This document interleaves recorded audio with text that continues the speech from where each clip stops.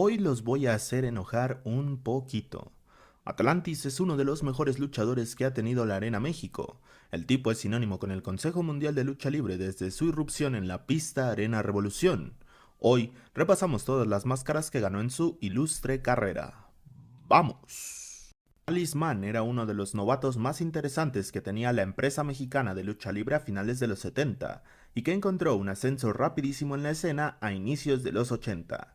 El enmascarado se topó con un técnico de novedad en la empresa mexicana, Atlantis, que también iba en un ascenso meteórico. La rivalidad entre ambos estetas llegó a su punto álgido el 21 de septiembre de 1984 en la Arena México. Aquella noche empezó la racha triunfal de Atlantis, que desenmascaró a Talismán en una feroz batalla. Talismán dijo ser Arturo Bernstein, futuro hijo del gladiador. Tras destapar al Talismán, Atlantis concentró sus esfuerzos en seguir siendo el mejor de su generación, por lo que el siguiente rival fue el intenso Hombre Bala, que previo a esto destapó al Africano y Magnum, además de rapar al Gorila Infernal, por lo que ya tenía una experiencia importante defendiendo su incógnita. El 5 de diciembre de 1986, Atlantis superó con categoría al Hombre Bala y reveló el rostro de un viejo conocido, Aurelio el Chamaco Ortiz. El satánico en algún punto de su vida fue técnico, y a finales de 1989 sostuvo una gran rivalidad con su ex compañero infernal MS-1. Este pique tuvo a Atlantis y Tierra, Viento y Fuego como socios y parte de una mega lucha de máscara y cabellera contra máscara y cabellera a realizarse el 22 de septiembre de 1989 en la México Catedral. En una auténtica carnicería, Atlantis y Daniel López lograron vencer a sus excelentes oponentes.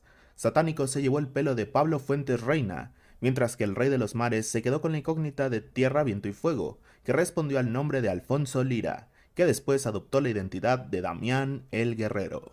Los desafíos para Atlantis no hicieron más que subir de nivel. Kung Fu fue una figura muy interesante en los años 80 con la tercia de los fantásticos, y un concepto tan innovador para el momento como era el de un luchador arte marcialista.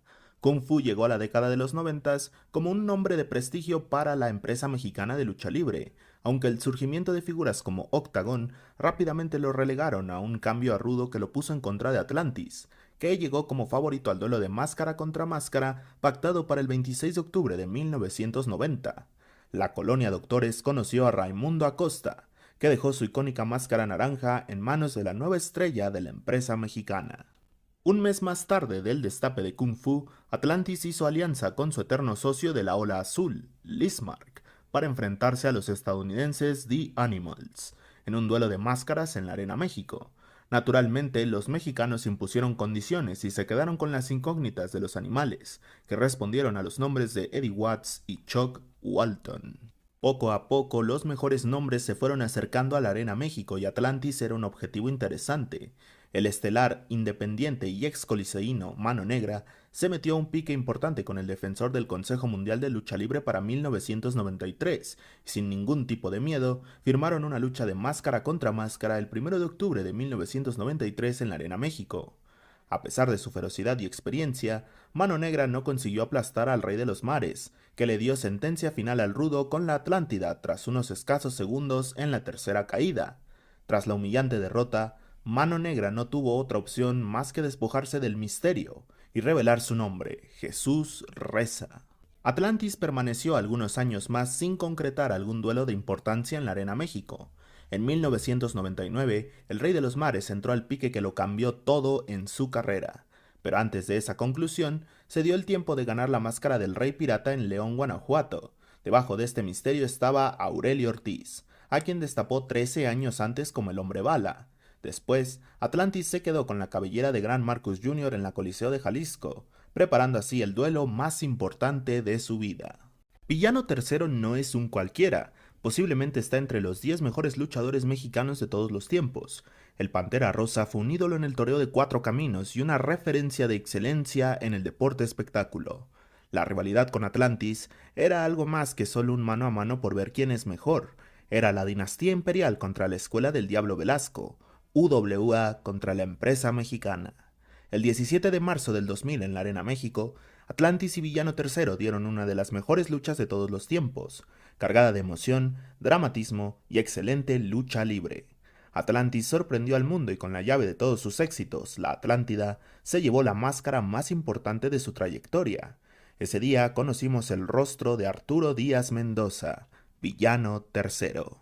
Atlantis cerró un excelente año 2000 dejando sin incógnita a Silver Fox en la Arena Coliseo de Guadalajara.